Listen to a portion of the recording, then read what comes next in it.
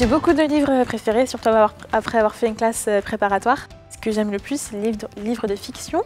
Et J.K. Rowling est ma chérie, ma préférée. J'adore évidemment toute la série Harry Potter, mais je pense qu'un livre qui est finalement assez méconnu, c'est les contes de Bidal le Barde, qu'elle a écrit aussi. Et en fait, les contes de Bidal le Barde rassemblent toutes les histoires qui sont mentionnées dans Harry Potter. On voit l'histoire de la baguette de Suro, donc les runes. Et en fait, finalement, on a dans ce livre une compilation de petites histoires qui sont mentionnées dans la série Harry Potter. Et chacune d'entre elles a une morale très intéressante.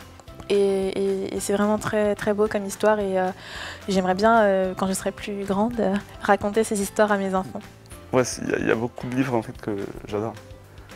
Enfin, le premier, ça sera le Crónica de una muerte anunciada, Gabriel García Márquez. Ça, c'est parce que ça raconte en fait la vie des années 50, 60 aussi, en Colombie. Il n'y avait pas de transport, la force de la religion. Tout le monde savait ce qui allait se passer, mais personne ne le disait parce que Dieu n'était pas d'accord avec ça. Les paysages aussi que M. Márquez décrit sont incroyables, je pense.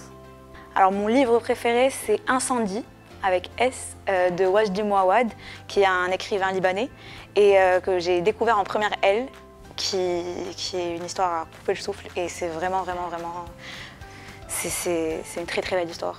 Donc je n'en dirai pas plus. Mon livre préféré, c'est un conte de Charles Perrault, le plus connu, Cendrillon. Il y a une princesse, elle est dans un environnement vraiment horrible, mais non, il y a de la magie, elle arrive à s'en sortir. Je trouve ça génial. Et donc à chaque fois que je lis ça, ça me transporte. C'était un des premiers vrais livres que je lisais de littérature. C'était de Émile Zola et c'est Thérèse Raquin. Ça m'a marqué, c'était en 3e.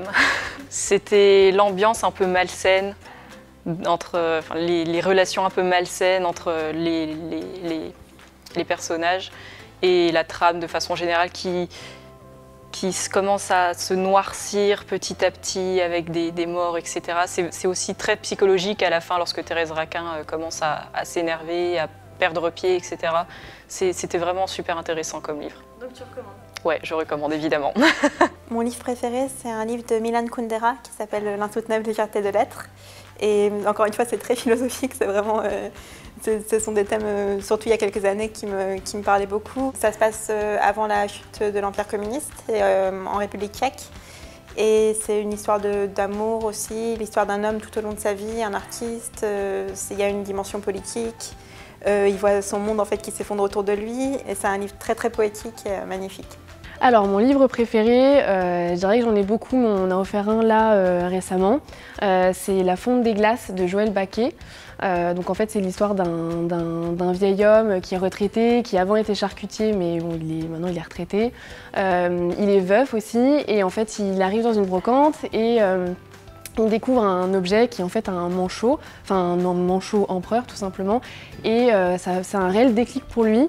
Donc il commence à s'engager dans toute une démarche très écologique en fait, en lien avec le changement climatique. Il se retrouve à voyager en Antarctique, dans le Grand Nord, etc. Et du coup c'est hyper intéressant parce que c'est un plaidoyer sur la fonte des neiges, enfin la fonte des glaces, mais aussi sur lui-même sa vie, parce qu'il s'est retrouvé quand il était veuf à être un peu bloqué, à plus rien faire, et au final il se retrouve avec sa vie qui est dégelée, si je peux dire ça comme ça, et il se lance dans une aventure assez sympa.